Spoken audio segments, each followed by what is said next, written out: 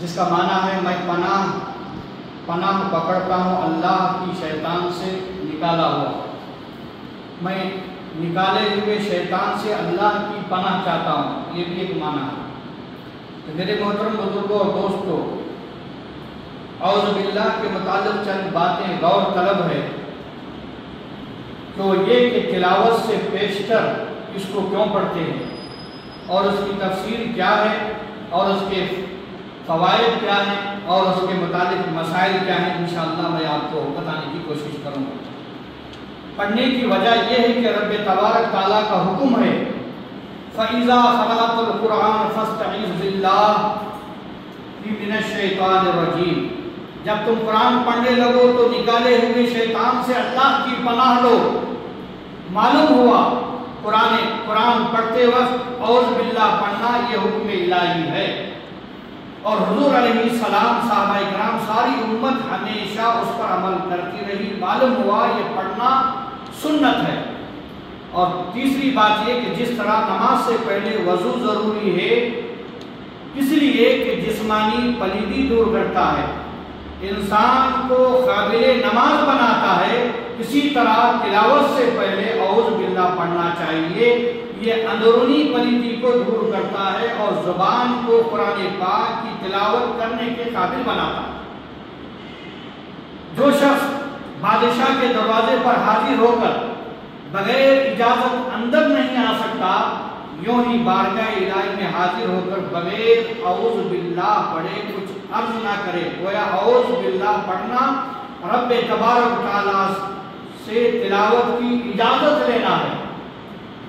اور حاضری بارگاہ کے وقت درباری لباس جسم پر ہوتا ہے، یہ بارگاہ الہی میں حاضری کے وقت گویا دل اور زبان کا لباس ہے۔ اعوذ باللہ کی تفسیر میں آپ کو سناؤں۔ اعوذ کے دو معنی ہیں، ایک معنی ہے التجا کرنا، پناہ پکڑنا، دوسرا ہے ملنا۔ پہلے کے معنی کے لحاظ سے اس کا مطلب یہ ہوا کہ میں پناہ پکڑتا ہوں، التجا کرتا ہوں اللہ سے۔ دوسرے معنی کی بنا پر مطلب یہ ہوگا میں اپنے نفس کو فضل الہی، رحمت الہی سے ملاتا ہوں۔ لفظ اللہ کی تفسیر انشاءاللہ عزوجل بسم اللہ الرحمن الرحیم میں بیان کی جائے گی۔ لفظ شیطان دو قول ہے، بعض کہتے ہیں شیطان سے مشتق ہے، بعض کے قول کی بنا پر معنی ہے دور ہونا۔ ابلیس بھی بارگاہ الہی ہو کر وہاں سے دور ہوا، اس لیے اس کو شیطان کہا جاتا ہے۔ میرے محترم بزرگ اور دوستو، لفظ رجیم مرجوم کے معنی میں ہے، مرجوم رجم سے بنا ہے جس کے معنی نکالنے کے بھی ہیں، پھینک کر مارنے کے بھی ہیں، اور لعنت دور کرنے کے معنی میں بھی آتا ہے۔ اگر ان تمام معنوں کے حساب سے معلوم ہوا، پتہ چلا، دوسرے معنی کی بنا پر توجہ یہ ہوگی اب بھی جب کبھی یہ آسمان پر جانے کی کوشش کرتا ہے شیطان تو ٹوٹا ہوا تارا پھینک کر اس شیطان کو مارا جاتا ہے اور وہ واپس آ جاتا ہے۔ اور تیسرے معنی کی بنا پر معلوم ہوا کہ ہمیشہ حق تعالیٰ اور فرشتوں انسانوں کی طرف سے شیطان پر لعنت پڑتی رہتی ہے۔ اس لیے اللہ تبارک تعالیٰ نے قرآن پاک میں فرمایا اِنَّ عَلَيْكَ اللَّعْنَةَ إِلَى يَوْمِ الدِّينِ، تجھ پر قیامت تک شیطان تجھ پر لعنت برستی رہے گی۔ اب یہ اعوذ باللہ کی تفسیر بھی تفسیر عالمانہ پیش خدمت ہے کہ دنیاوی اور دینی آفتیں بے انتہا ہیں اور بہت ہیں، اور ہماری طاقت اور قدرت اس کو دور نہیں کر سکتی، اس لیے کہ ہم کمزور ہیں۔ جب کمزور شخص کسی بڑی مصیبت میں پھنس جائے تو اس کو ضروری ہوتا ہے کسی قوت والے کی پناہ لے، قوت والے، طاقت والے کی پناہ لے، اس کے امان میں آئے۔ جتنی بڑی آفت اتنی بڑی قوت ذات کے ساتھ پناہ لینا ضروری ہوتا ہے۔ معمولی دشمنوں کو دفع کرنے کے لیے ہم اور آپ اسٹیشن میں، پولیس اسٹیشن کی پناہ لیتے کیا نہیں؟ بڑی مصیبت دفع کرنے کے لیے پھر ہم S P, circle, deputy commissioner, governor, بلکہ الگ الگ صورتوں میں ہمیں جانا پڑتا ہے۔ اگر بادشاہی حکومت ہے تو بادشاہ کی پناہ لینا ضروری ہوتا ہے۔ اب یہ شیطان نہایت طاقتور شیطان ہے، قوی دشمن ہے، اس کے مکر و فریب سے بچنے کے لیے، اتنے بڑے دشمن، اتنی مصیبتوں سے بچنے کے لیے اس ذات کی پناہ لینا ضروری ہے جو قادر مطلق اور حی و قیوم ہے۔ اس لیے انسان سے کہلایا گیا ہے بندے یہ کہہ کر تو میری پناہ میں آ، اور یہ پڑھ اعوذ باللہ من الشیطان الرجیم۔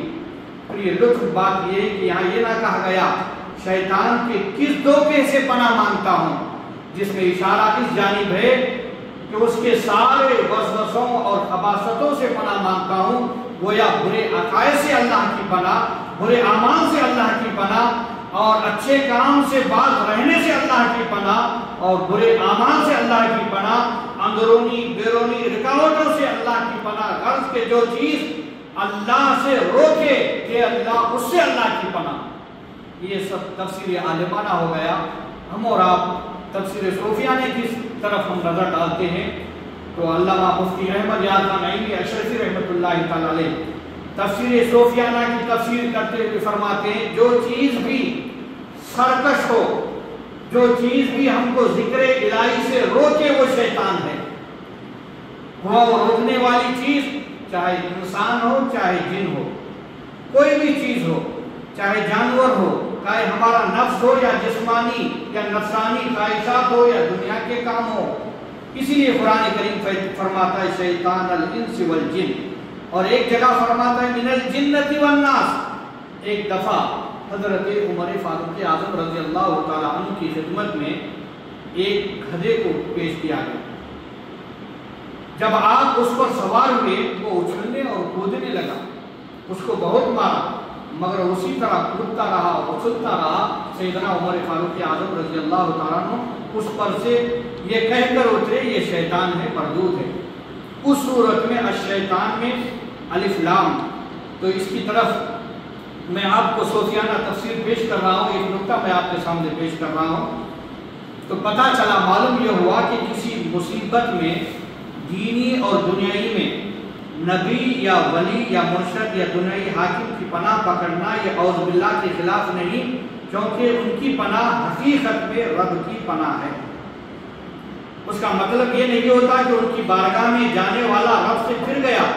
دیکھو، رازق مددگار رب ہے، رزق دینے والا رب ہے، مدد کرنے والا اللہ ہے، لیکن پھر بھی رزق تلاش کرنے کے لیے ہم کام کو تلاش کرتے ہیں، یا مالداروں کے پاس یا بادشاہوں کی نوکری کرتے ہیں، پھر وہاں سے روپیہ حاصل کر کے بہت سے دکانوں پر جاتے ہیں۔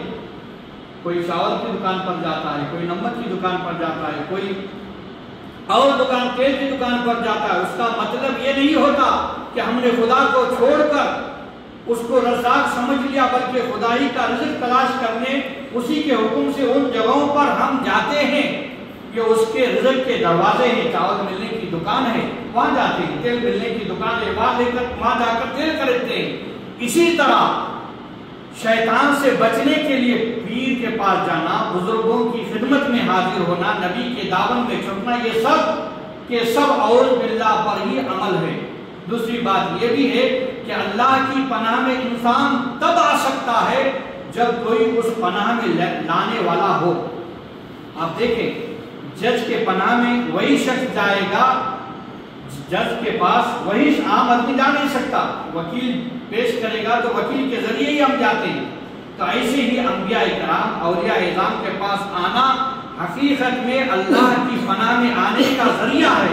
انشاءاللہ اس کی پوری بحث ایاک نعبد و ایاک نستعین میں پیش کی جائے گی۔ تو اعوذ باللہ کے الفاظ کے تعلق سے امام اعظم ابو حنیفہ اور امام شافعی رحمۃ اللہ تعالی علیہ کے نزدیک اعوذ باللہ کے الفاظ ہونے چاہیے، اعوذ باللہ من الشیطان الرجیم، کیونکہ قرآن پاک میں انہی الفاظ کے ساتھ حکم دیا گیا ہے۔ لیکن امام احمد رحمۃ اللہ تعالی علیہ فرماتے ہیں اس طرح پڑھنا بہتر ہے، اعوذ باللہ السمیع العلیم من الشیطان الرجیم۔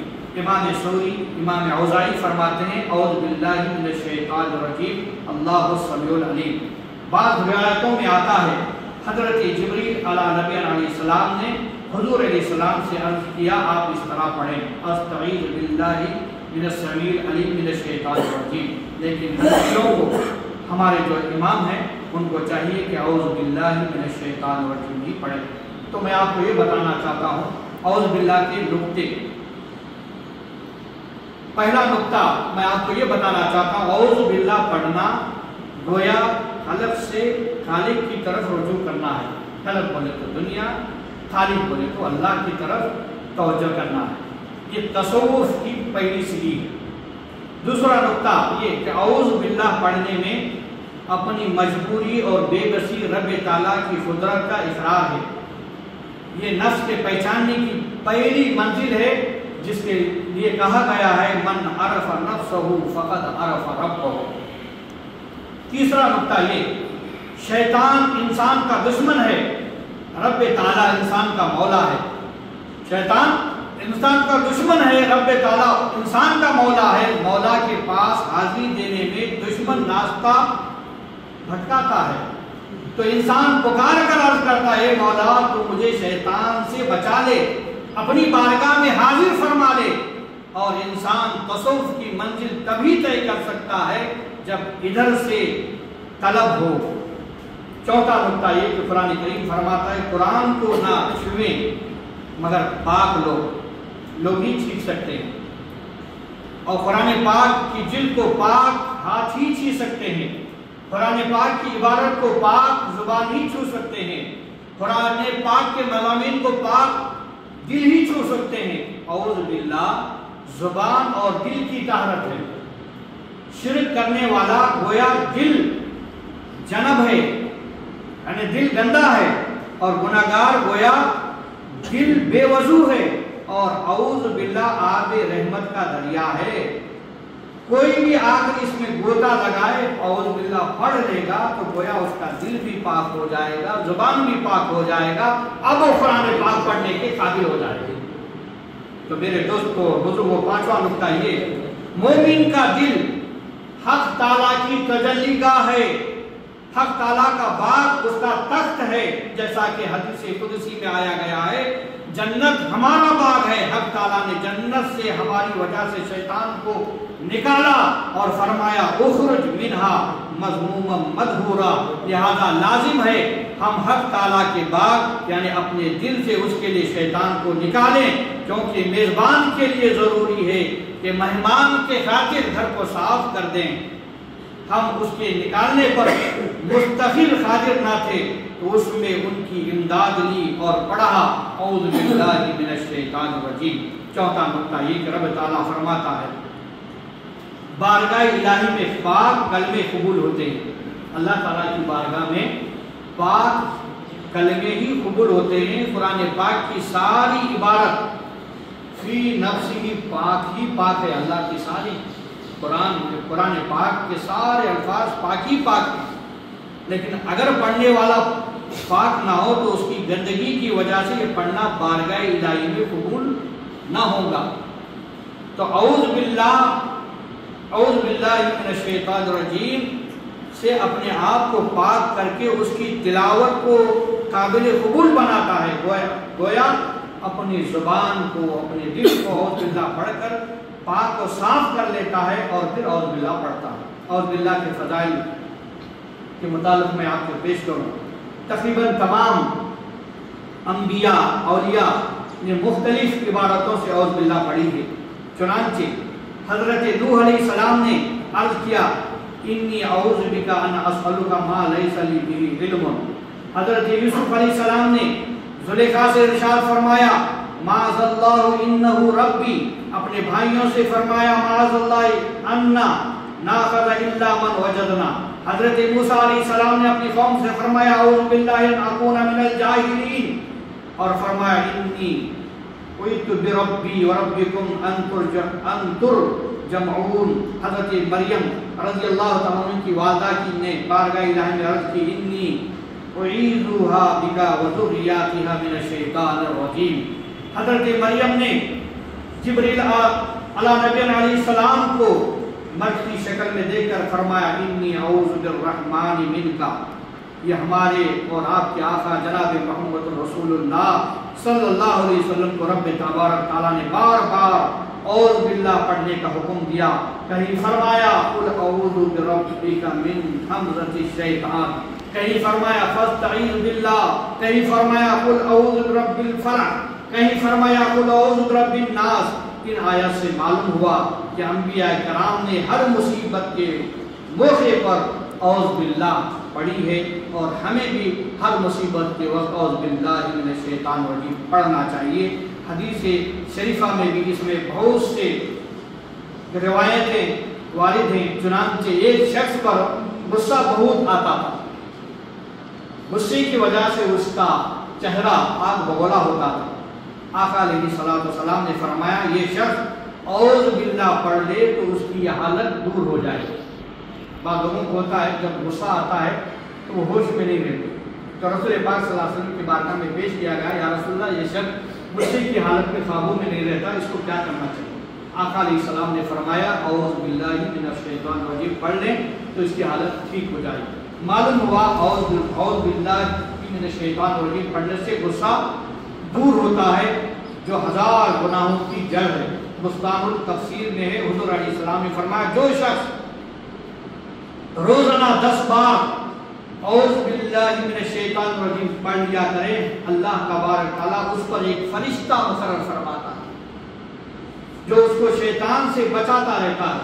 تفسیر روح البیان میں اسی اعوذ باللہ کی تفسیر میں فرمایا گیا ہے کہ حضرت حسن رضی اللہ تعالیٰ عنہ فرماتے ہیں جو حضور قلب کے ساتھ اعوذ باللہ پڑھے تو رب اور اس کے اور شیطان کے درمیان 100 پردے حائل کر دیتا ہے. حضور پاک صلی اللہ علیہ وسلم نے اعوذ باللہ کو مختلف عبارتوں کے ساتھ بہت سے فائدوں کے لیے دعاؤں میں پڑھنے کا حکم دیا ہے. مشکوٰۃ شریف کی حدیث ہے، اس میں بتایا گیا ہے جو شخص صبح و شام یہ پڑھے اعوذ بکلمات اللہ التامۃ من شر ما خلق تو زہریلی چیزوں سے انشاءاللہ آپ محفوظ رہیں گے. بچھو سانپ اگر زیادہ آتے ہوں وہاں پر جانا پڑتا ہے آپ کو تو آپ یہ پڑھ لیں تو انشاءاللہ اس سے بھی آپ محفوظ رہیں گے. رسول پاک صلی اللہ علیہ وسلم امام حسن اور امام حسین رضی اللہ تعالیٰ عنہ کے لیے دعا پڑھتے تھے اور پتہ چلا اور فرماتے تھے کہ میرے جد امجد یعنی حضرت ابراہیم علیہ السلام اپنے فرزندوں اسماعیل اسحاق علیہ السلام کو اس دعا سے خالی تعویذ فرماتے تھے تو ساری بلائیں دور ہوتی تھی. اس سے معلوم ہوا بچوں کو اس دعا کا تعویذ پہنایا جائے، اس دعا سے دم کیا جائے کہ انشاءاللہ وہ بچے ہر بلا سے محفوظ و معمون رہیں. اور مشکوٰۃ شریف کی حدیث ہے حضور علیہ السلام ہمیشہ یہ پڑھا کرتے تھے اللہم انی اعوذ بک من الہم والجزن والعجز والکسل والجبن والبخل والذلت وغلبۃ الرجال. یعنی اس کا پڑھنے والا انشاءاللہ دنیائی رنج و غم، مجبوری، بزدلی، اگر کسی کو قرض ہے، دشمنوں کے غلبے میں ہمیشہ وہ محفوظ رہے گا. رسول پاک صلی اللہ علیہ وسلم نے یہ پڑھا کرتے تھے اللہم انی اعوذ بک من البرص والجذام والجنون ومن شیء الاقسام. انشاءاللہ تعالیٰ اس کا پورا پڑھنے والا ہر بیماری خصوصاً جذام، دیوانگی، برے مرض سے محفوظ رہے گا. اور میرے آقا صلی اللہ علیہ وسلم فرماتے ہیں جو شخص سو کر اٹھے اور یہ دعا پڑھنے اعوذ بکلمات اللہ التامۃ من غضبہ وعقابہ وشر عبادہ ومن حمزۃ الشیطان وان یحذرون. سیدنا عبداللہ بن عمر رضی اللہ تعالیٰ عنہ اپنے سمجھدار بچوں کو یہ دعا حفظ کراتے تھے. نابالغ بچوں کے گلے میں تعویذ بنا کر ڈال دیتے تھے. اس سے تعویذ لکھنے اور گلے میں ڈالنے کا ثبوت آیا ہے. اس کی پابندی کرنے والا انشاءاللہ عز و جل جنات اور شیطان کی شرارت اور رب تبارک تعالیٰ کے غضب سے محفوظ رہے گا. غرض کے اعوذ باللہ من الشیطان الرجیم بہت سے دعاؤں میں کام آتا ہے، اس کی زیادہ تحقیق انشاءاللہ پیش کی جائے گی. اعوذ باللہ کے متعلق فقہی ایک مسئلے پیش کر کے میں اپنی جگہ لے لوں. تلاوت کرنے کے لیے تلاوت سے پہلے بولے تو قرآن شریف پڑھنے سے پہلے اعوذ باللہ من الشیطان الرجیم پڑھنا یہ سنت ہے. اس طرح اول اعوذ باللہ پڑھے اس کے بعد بسم اللہ پڑھے. دوسرا مسئلہ مقتدی औज ना पढ़े, यानी मुख्तदी हम इमाम के पीछे नमाज पढ़ रहे हैं वहाँ पर जो औज बिल्ला ना पढ़े, इमाम के पीछे किरात ना करे, वो खामोश खड़ा हो जाए। तीसरा, उस्ताद को कुरान सुनाने वाले के लिए औज पढ़ना सुन्नत नहीं, क्योंकि तिलावत नहीं कर रहा है बल्कि कुरान सीख रहा है। और ईद की नमाज में इमाम पहले तकबीर के बाद फ़कत सुबहानक अल्लाहुम्मा पढ़े और चौथी तकबीर के बाद औज़ बिल्लाह पढ़कर क़िरात शुरू करे। कौन? इमाम। मुक़्तदी को ये खामोश रहना। और चौथा मसला, बाद लोगों के नज़दीक तिलावत के वक्त औज़ बिल्लाह पढ़ना वाजिब है, बाद लोगों के नज़दीक तिलावत के बाद पढ़ना वाजिब है। वो लोग इस आयत के ज़ाहिरी माने पर अमल करते हैं। फ़इज़ा क़रअतुल क़ुरान फ़स्तईज़ बिल्लाह, कहते हैं इस आयत में कुरान पाक पढ़ने के बाद औज़ बिल्लाह पढ़ने का हुक्म दिया गया है। खुदा के हुक्म पर अमल करना वाजिब है, लेकिन सही पहली बात है ये है कि औज़ बिल्लाह पढ़ना कुरान पाक पढ़ने से पहले सुन्नत है, जैसा कि कुरान पाक फरमाता है इज़ा कुमतुम इला सलाति फ़ग़सिलू वुजूहकुम, यानी जब खड़े होकर तुम नमाज की तरफ वज़ू कर लो। मतलब ये नहीं कि नमाज पढ़कर वज़ू कर लो, बल्कि मतलब ये है कि जिस वक्त नमाज का इरादा करो और वही उस जगह मुराद है। इसी तरह रब तबारक तआला फरमाता है फन्किहू मा ताबा लकुम मिनन निसाई, निकाह करने का हुक्म कुरान पाक में है, लेकिन बस औकात ये निकाह सुन्नत होता है। बाद रिवायतों में आता है पहली वही में हज़रत जिब्रील अला नबी अलैहिस्सलाम हुज़ूर अलैहिस्सलाम से अर्ज़ किया, आप इस तरह फरमाइए अस्तईज़ु बिल्लाहि इस्समीउल अलीम मिनश शैतानिर रजीम बिस्मिल्लाहिर रहमानिर रहीम इक़रा बिस्मि रब्बिकल लज़ी खलक़। इससे ज़ाहिर होता है औज़ बिल्लाह भी कुरान पाक की आयत है, लेकिन हकीकत ये है कि आयत नहीं बल्कि जिब्रील अलैहिस्सलाम ने बरकत के वास्ते ये पढ़ाई है। यह आयत कुरान इक़रा से शुरू हुई है। आप जो भी काम करें तो बिस्मिल्लाह